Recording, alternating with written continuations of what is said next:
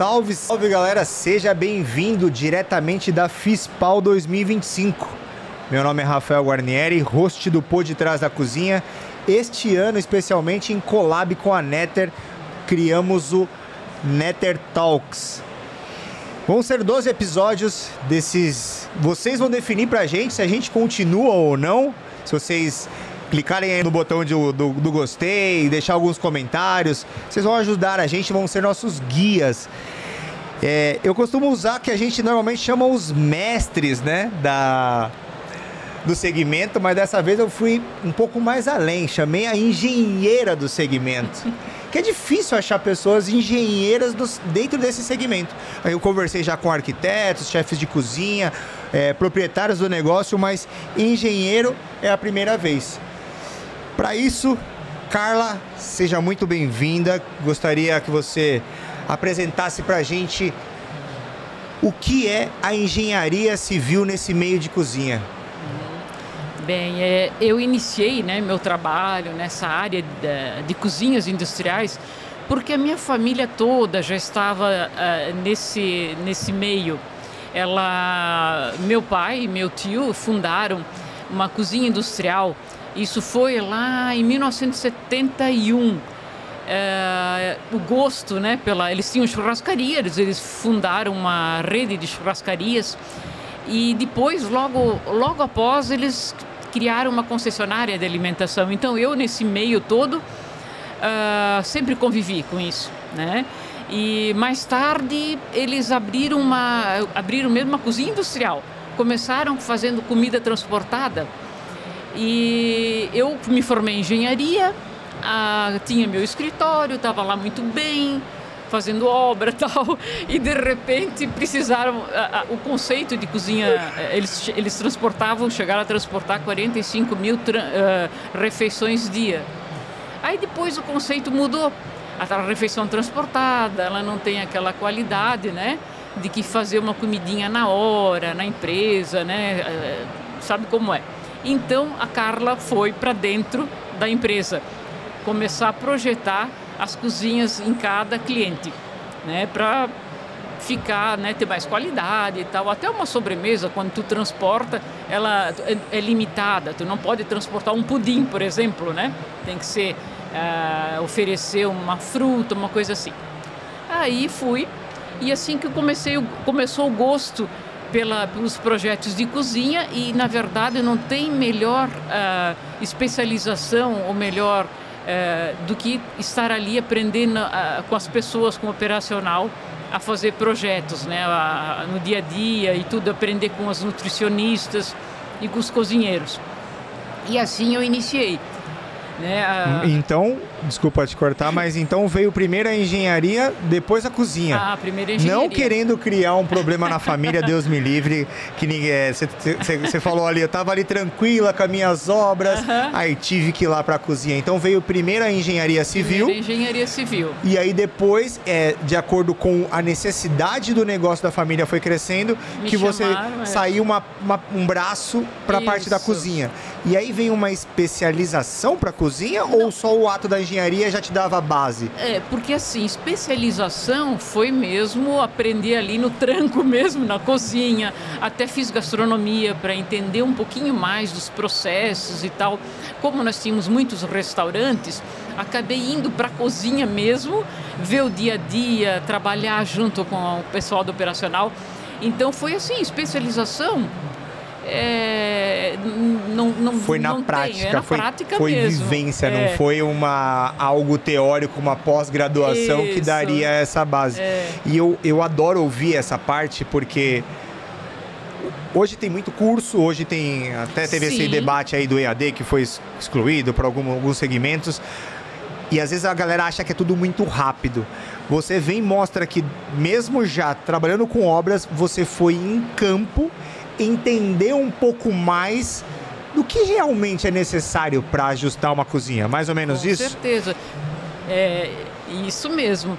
Então, o chefe trabalhando ali, como é que ele deve soltar o alimento, né? Essa questão de que equipamento utilizar, né? No todo. E depois a evolução de como foi a cozinha, né? utilização, na época a gente não utilizava o pass-through, que é a pass-through frio e o quente. Nós tínhamos um chefe de cozinha que dizia, não, Carla, tu não utiliza o pass-through quente, tu tem que soltar a comida à medida que o colaborador está chegando, aquela comidinha quentinha, grelhada na hora, mas só que então, tu tem que ter mais operacional para isso, né? E a gente sabe que hoje em dia é difícil, tem que ter um custo maior, então usa os pass-through, né? Essa coisa toda. E também com a evolução, né? Hoje o forno combinado, tem menos fogão, tem o abatedor de temperatura, então hoje a cozinha ela ficou diferente, né? E eu lembro que na época que foi fundado o departamento de planejamento na nossa empresa, foi em 1991. Naquela época, nós compramos 6 fornos combinados. Era a época que abertura do Collor e tal, né? Nós adquirimos para a inauguração de uma unidade, que era a Marisol, em Jaraguá do Sul. E esses fornos foram para essas 6 unidades. Era a única forma, em espaços pequenos, de poder produzir refeição. Então, assim, naquela época, meu pai, que era o Ataliba, né, e meu tio Darcy Peters, naquela época eles já tinham a cabeça bem, assim, já pensavam para frente, assim, já eram bem evoluídos, né? E como é que uma engenheira civil acostumada, me corrija se eu estiver errado, com obra, imaginar aquele... Estou imaginando aqui uma engenheira civil chegando na obra, tá lá o cara fazendo errado, dando bronca nenhuma, mostrando o projeto em outro e tal. Chega o pessoal da cozinha e fala, a gente quer trazer esse trambolho aqui, porque em 91 era uma coisa novidade. Você tinha esse feeling ou não? Ou era goela abaixo? Como é que era para ir entendendo e falando, tá, você quer instalar isso aqui, eu tenho que preparar um ponto de água, um ponto de esgoto. Como que foi essa transição daquela cozinha raiz, vamos dizer, aquela tradicional, para essas modernas? Que você pegou toda essa modernização. Como que foi a aceitação disso? Primeiro, né, o treinamento, né, treinar o pessoal, e outra, aprender como instalar e como funcionava cada equipamento, indo nesses fornecedores, né, esses fornos que eram alemães. Eu fui no fornecedor aprender como tinha que ser o esgoto, como tinha que ser, se tinha que ter pressão ou não na entrada da água e tal, e eu amo isso. Esgoto, tudo isso eu acompanhava, toda a planta de pontos, toda a parte, aliás, eu adorava fazer projeto hidrossanitário, então para mim foi uma maravilha fazer os projetos, né, bem mais fácil. A engenharia só me ajudou. Ou seja, a engenharia te deu toda essa tranquilidade para cada novidade que surgia, você olhar como opa, isso daqui eu gostei, peraí, tem que ajustar isso. Cada hora abria-se uma janela nova. Isso, e o pessoal, por exemplo, quando fazia o projeto, né, chegava na empresa, eles têm a sua própria engenharia, eles então colocavam umas bitolas pequenininhas de esgoto, eles não entendiam o quão complexa uma cozinha. Não pode usar uma bitola de 50, tem que usar no mínimo de 75. Então aí vem meu conhecimento da engenharia. Uma caixa de gordura, eu sempre digo que a norma técnica, né, para caixa de gordura, ela é subdimensionada.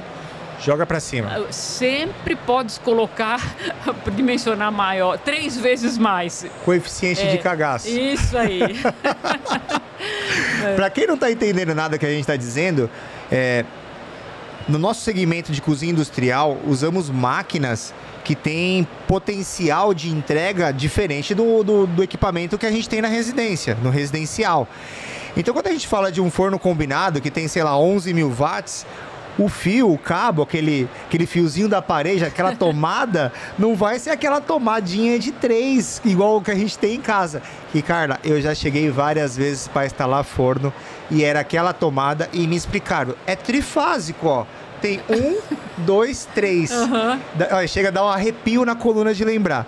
Então, para você que não está entendendo, o engenheiro, ele tem que entender da obra, de todo o estudo da responsabilidade técnica que ele tem que ter, o CREA dele ali, mas aí ele tem que entender o que aquela operação precisa, depois ele tem que entender sobre os equipamentos, fazendo treinamento e vindo em feiras como essa, cada vez se atualizar mais. E também depois ainda participar do treinamento. E tem um detalhezinho. O forno combinado, no início, foi vendido como se não precisasse de exaustão. Isso foi terrível e ele precisa de exaustão. Os maiores vapores são quando tu abre a porta do forno. Então, assim, né, foi terrível no início. Daí, como é que tu vai dizer para a pessoa que fez a cozinha... Agora precisa de uma coifa. Agora eu preciso botar uma coifa. Vamos furar sua laje aqui. Tranquilo, é furar a laje. Não tem problema. Né? Carla, e como é que eu entendi como você começou. Nasceu uma engenheira no mundo gastronômico, foi acompanhando o crescimento dos restaurantes onde você participava. Mas deixa eu entender mais, puxando para a parte engenharia, olhando para a cozinha. Como que você foi acompanhando... as mudanças, exemplo, você ia para algum país e voltava com alguma novidade, com algum projeto? Cada feira te dá... Como que vocês entendem esse... Evolução, assim? Como é que faz para... Até mesmo para uma engenheira civil que quer vir para o nosso segmento, para de repente se encantar. Não é que você vai ganhar viagem para ir para fora para aprender, não é isso que eu estou dizendo, né? Então vai parecer que todo mundo paga para viajar. Mas como é que... Exemplo, a gente tem hoje Dark Kitchen, a gente tem cozinha compartilhada, a gente tem tantos formatos de cozinha que acredito eu que nascem fora do Brasil. E como é que vocês acompanham isso? Da onde vem essa literatura para vocês se adaptarem, ajustarem? É feira, é viagem? É feira, né? Feira também, muitos consultores da UFCSAI que viajam, né, e postam muita coisa, mas principalmente feiras. Feiras, conversas com essas pessoas, indo lá, a gente vai muito, eu pelo menos vou sempre na essa feira Host de Milão, que tem muita novidade, tem essas pessoas influentes, tem várias pessoas aqui que eu sempre encontro aqui na FISPAL, maravilhosas, tem muito conhecimentos. E também encontro network. E sabe o que eu gosto muito? É de encontrar determinadas pessoas chaves, né? E pessoas da manutenção, pessoas de manutenção que me falam os bastidores desses equipamentos. Isso eu gosto muito, saber se ele vai funcionar ou não, como é que é. E assim, as feiras que vão trazer, né? Porque quando tu vai ver, esse equipamento é maravilhoso, mas ele vai funcionar aqui no Brasil, ele vai ter assistência técnica, ele vai ter quem vai dar o suporte para esse equipamento. Mas assim, vendo feiras, conversando com pessoas, o importante é se aqui no Brasil ele vai funcionar. Teve uma época que eu fui para a NRA Show e vi um forro fantástico, um forro que chamava Pagula, era francês. Ele era maravilhoso, mas eu não tinha o suporte. Eu quis trazer ele para cá, né? Lógico, o impedimento era que eu não falava francês. Um dos, né? Mas ele não tinha como colocar aqui. E naquela época também era o tal do forro filtrante. Não precisava usar coifas, como agora a gente já pode ver aqui a Halton Refrim, né, que faz aquele, não precisa coifa, né, o teto filtrante. Eu não conheço. Sim, mas o teto filtrante já tem aqui, a Halton Refrim faz, acho que a Macon também tem alguma coisa, né. E a cozinha o teto não inteiro. De coifa, né, o teto dela faz toda a filtragem dos vapores e tudo. Carla, eu vivo dentro de cozinha. Não, eu digo assim, olha como esse podcast eu já ganhei e você está ganhando aí de graça. Então já segue a Carla, já segue o Por Trás da Cozinha, já segue a Neta, porque eu vivo no meio da cozinha, mas a gente vive em bolhas, tá vendo? Acostumado com coifa, acostumado com o mesmo, eu nunca vi uma cozinha com teto filtrante, eu não sabia que existia. Aqui na feira tu vai poder, Boa. Fala ali com a Macon, fala lá com a Halton Refrim, né? E mesmo viajando, depois que tu olha para isso, viajando, tu já vai prestar atenção. Engenheira já presta atenção nisso. Eu ia te perguntar isso. Como que é uma engenheira viajando para descansar? Ela vai, senta num café e tá olhando. Já olho para cima, já olho para baixo, olho para o piso, né? Qual é o melhor piso, qual é o melhor, né? Eu não paro. Então é curiosidade também, né? Eu achei a palavra network perfeita. Esse é fantástico. Eu ouvi isso do Zé Carlos. O Zé Carlos é uma pessoa influente que eu gosto muito de conversar. Cara, eu trabalhei na Engie Food há alguns anos e depois fiz um podcast com ele. E ele me falou muito das idas principalmente na NRA, com grupos guiados, principalmente para a galera do Brasil ter esses feelings, ter esses insights. É claro, cada um vai trazer dentro da realidade que a gente tem aqui, como você falou. Vi um teto filtrante, um forro filtrante exemplar, mas cabe lá no Brasil, tem assistência, tem como... Mas esse network eu achei que, pra mim, é o melhor. E tá faltando isso, né, Carla? Tudo. Tá, olha, eu posso dizer alguns nomes aqui. Claro. Até o último que eu conheci foi o Lima Salles. Acho que é um dos melhores consultores que tem no Brasil.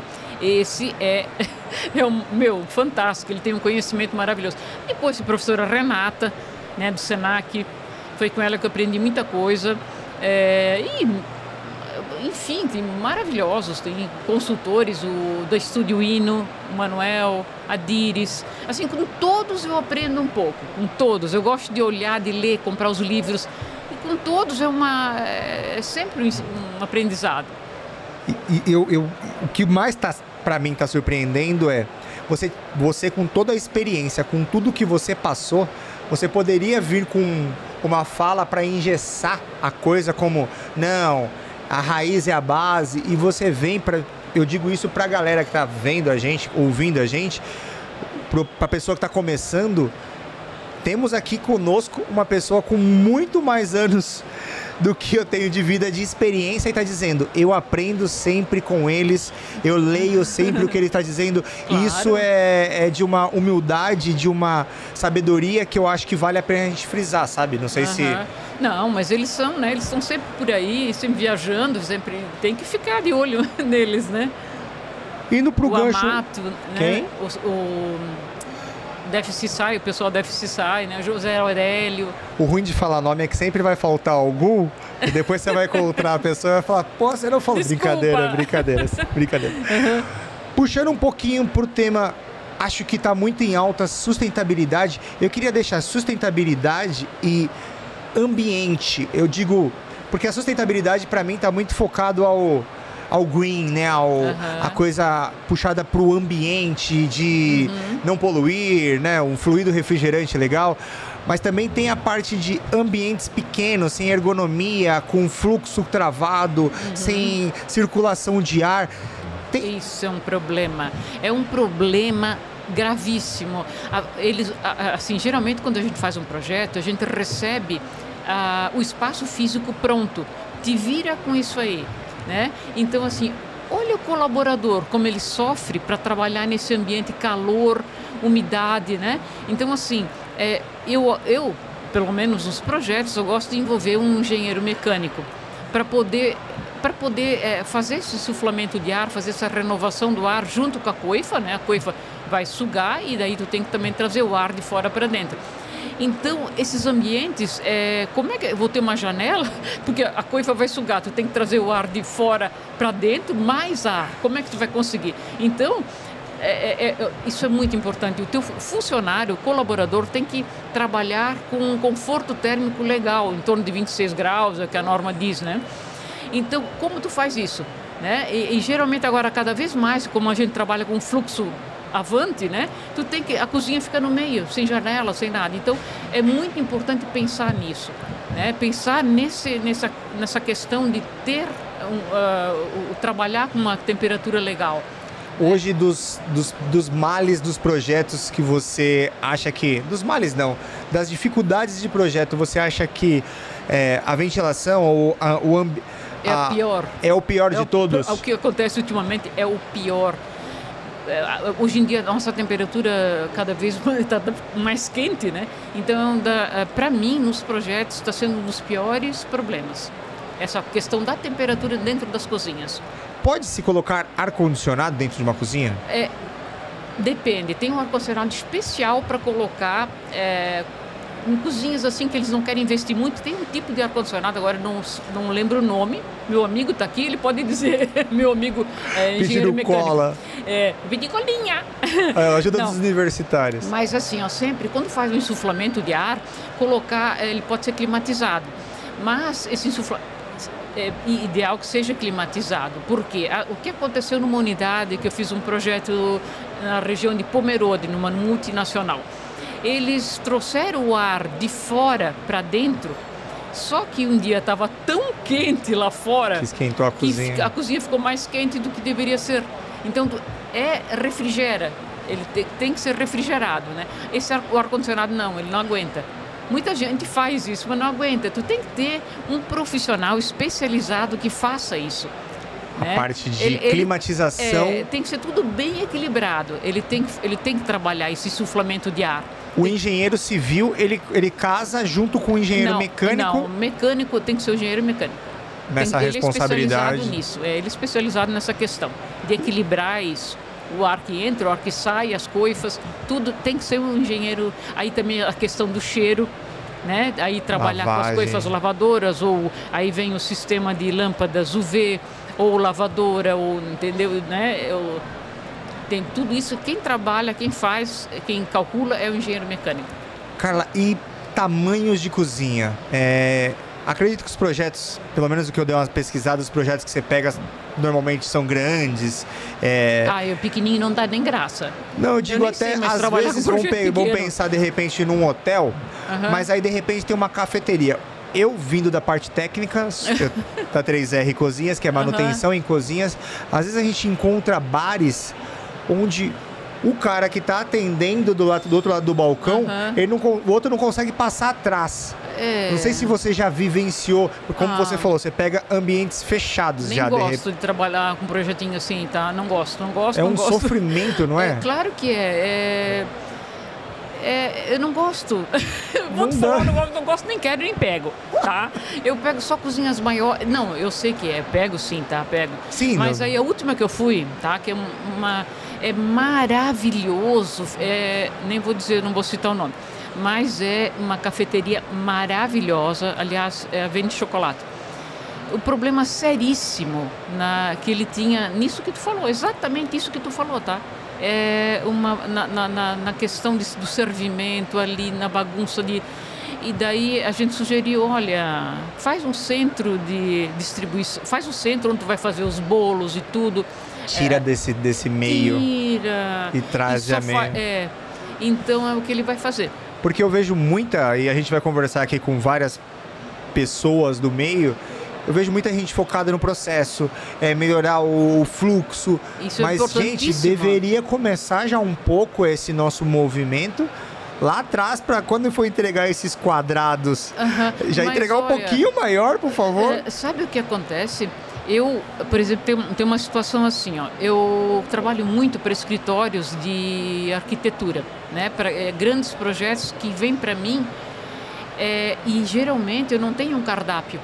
Eu não tenho uma pessoa do operacional. Então, eu sozinha vou ter que adivinhar qual é o cardápio. Então, assim, o que eu fiz? Eu peguei a Cirlei, uma amiga minha, que é consultora, que entende muito de fluxos e operação. Que diga-se passagem, vamos trazê-la aqui para bater um papo daqui a pouco. É isso aí. E a Cirlei, ela entende... Ela foi consultora há anos de várias concessionárias grandes, né, multinacionais. Então, Cirlei, isso aqui, vamos... E aí a gente, para poder dimensionar o tipo de equipamento, tá? Se tu vai fazer um pub, vai fazer um restaurante, vai fazer uma cozinha, é diferente. Eu acho assim, aqui não vamos fazer pizza, tem que atender tudo isso. Aí tu tem que imaginar. Então eu e ela juntas, aí fica melhor, fica mais assertivo. Tá? Fica tranquilo para os dois lados, né? Porque agora tu pode entender quando vem um projeto, meu Deus, mas quem fez esse projeto aqui? Coisa horrível, quem é que... Né, quando vem do escritório de arquitetura. Sem entender que a pessoa não sabia que ali nada era... que vai ser servido. Agora sim é mais assertivo. Tu tens uma pessoa que daí nós duas juntas é melhor.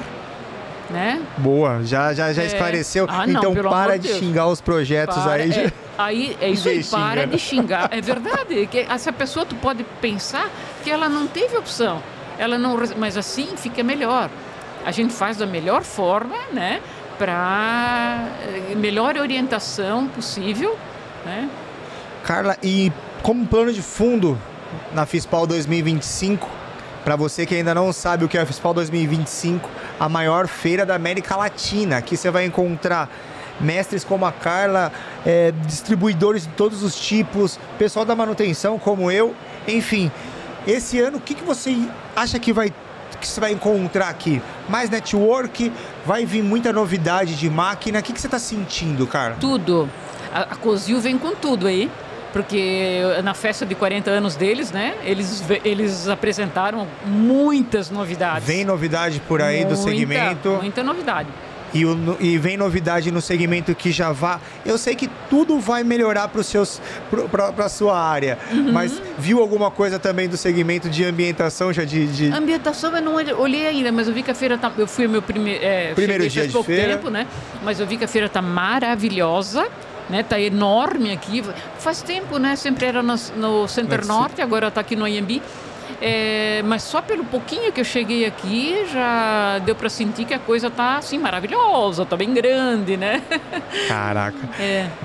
Carla, pra gente começar a encerrar, eu gostaria muito de agradecer esse bate-papo que a gente está tendo. Para mim, como eu te falei nos bastidores, isso para mim não é um podcast, eu não sou do meio do jornalismo, eu não tenho esse... Mas poder olhar no olho de quem já está tanto tempo fazendo pelo segmento e vir com essa humildade, com todo esse... Com esse feeling perante a um pobre coitado que está começando aqui, eu te agradeço muito. Eu não sei se a gente conseguiu levantar alguns pontos relevantes para a galera, mas já quero te agradecer de antemão. Imagina, eu que agradeço a oportunidade de estar aqui falando um pouquinho sobre projetos e tal, né? E quem quiser achar os projetos da Carla, rede social, LinkedIn, por onde você acha que é Instagram, o caminho? No Instagram? Isso, eu tenho um site que é o www.peters.com.br. E você faz parte de um outro projeto junto com a Cirlei? A Cirlei é minha parceira em alguns projetos, né? Tá, não é uma outra empresa. Não. Cada uma vai com uma empresa independente as duas e forma uma parceria. Isso, a gente faz uma parceria. Isso. Galera, esse foi o Nether Talks número 2.